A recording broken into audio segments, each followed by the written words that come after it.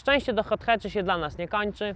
Po mocnych wagach mamy do czynienia z jeszcze mocniejszym i jeszcze bardziej niebieskim Fordem Focusem ST. U nas w Polsce występuje w odmianie ST1, a także ST2.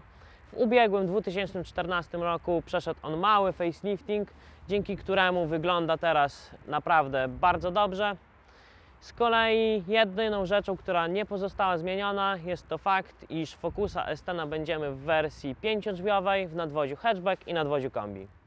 Z tyłu, jak widać, szału z miejscem nie ma, jest tutaj dość ciasno. Dodatkowo mamy czarną podsufitkę, a także rozbudowane bardzo oparcia przednich foteli, przez co można się tu poczuć naprawdę klaustrofobicznie.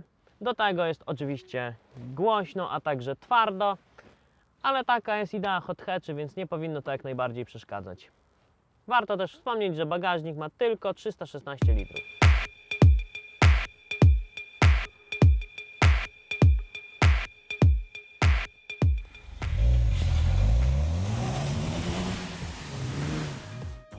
Wewnątrz w głównej mierze lifting skupił się na uproszczeniu środkowej części deski rozdzielczej. Pojawił się system multimedialny Sync, którego wyświetlacz jest podzielony na 4 obszary, na których to wyświetlane są przeróżne informacje. Dodatkowo jeszcze w górnej i dolnej części występują 2 paski, na których są szczątkowe informacje wyświetlane w celu właśnie uproszczenia nam obsługiwania tego systemu. Jednak nie do końca się to sprawdza i naprawdę dłuższy czas trzeba spędzić nad tym, żeby dojść tak naprawdę, co się dzieje na tym ekranie. I nie jest to zbyt intuicyjne, także troszkę ten system mógłby być jeszcze poprawiony.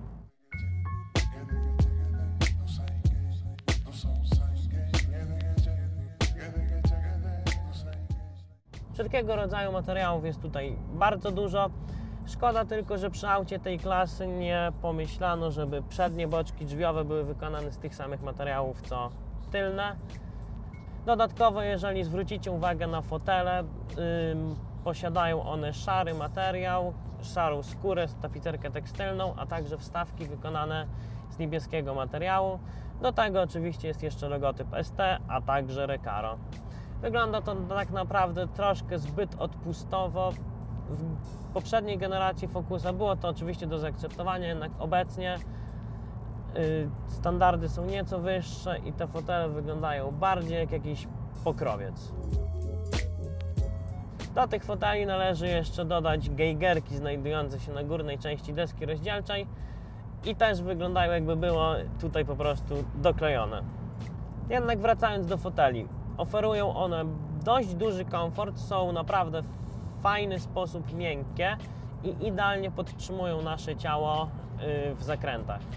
Co ciekawe, tylna część siedziska jest umiejscowiona nieco niżej, przez co nasza pozycja jest bardziej, jakbyśmy siedzieli w kołysce. Ale co ciekawe, moje wątpliwości co do komfortu tego rozwiązania na dłuższych trasach nie zostały kompletnie potwierdzone.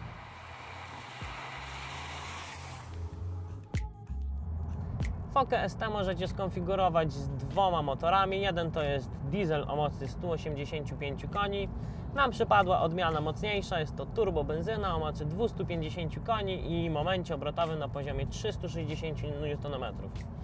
Każdorazowo przy dodaniu gazu ten silnik wyrywa po prostu do przodu, jest niesamowicie elastyczny i naprawdę czuć tą wysoką moc, co jednak tak naprawdę nie przekłada się na dobre osiągi na papierze, bo pierwszą setkę osiągniecie nim w 6,5 sekundy, z kolei maksymalnie pojedziecie 248 km/h.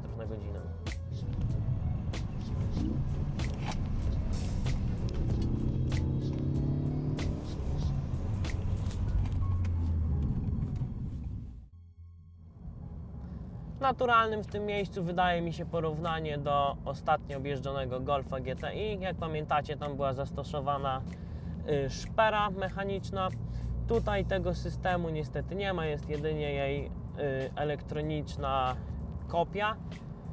I naprawdę auto jest nerwowe przy mocnym wciśnięciu gazu, jak trakcja nie jest wystarczająco duża. Cały czas musimy bardzo mocno trzymać kierownicę i pilnować Focusa, żeby nie wyjechać za drogę.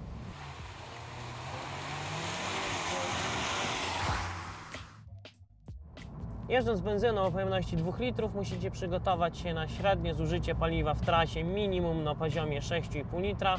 gdy nie będziecie tak bardzo się składać podczas tej jazdy i stosować do zasad eco-drivingu, bez problemu osiągniecie 7,5 litra. Z kolei jadąc autostradą wynik kształtuje się w okolicach litrów 9. Miasto to 11 litrów wzwyż.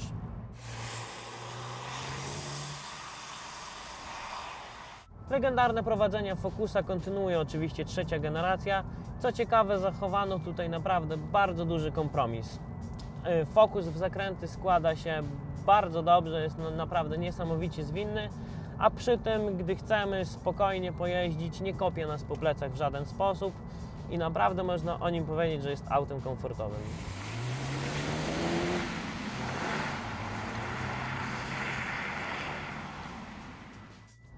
I tak jak już Wam wspominałem, nie ma tutaj zastosowanej szpery, trzeba go bardziej pilnować, ale co jest fajne, naprawdę daje niesamowitą frajdę z jazdy i można nim bardzo szybko pojechać.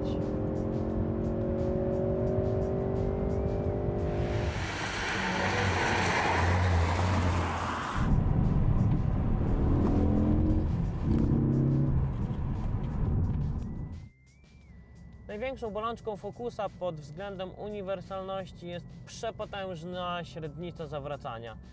W przypadku Focusa w wersji ST ma ona wartość 12,4 metra, przez co Focus jest naprawdę ciężkim autem do parkowania i żeby wjechać w miejsce parkingowe najczęściej trzeba się łamać na 2 razy. To, co mnie najbardziej denerwowało w przypadku Golfa GTI, tutaj nie ma miejsca, czyli system kontroli trakcji możemy częściowo dezaktywować, a także go w 100% wyłączyć. Biorąc jeszcze fakt pod uwagę, że hamulec ręczny, który jest obsługiwany za pomocą tradycyjnej łapy, dzięki czemu bez problemu możemy się nawet tym autem bardziej poślizgać.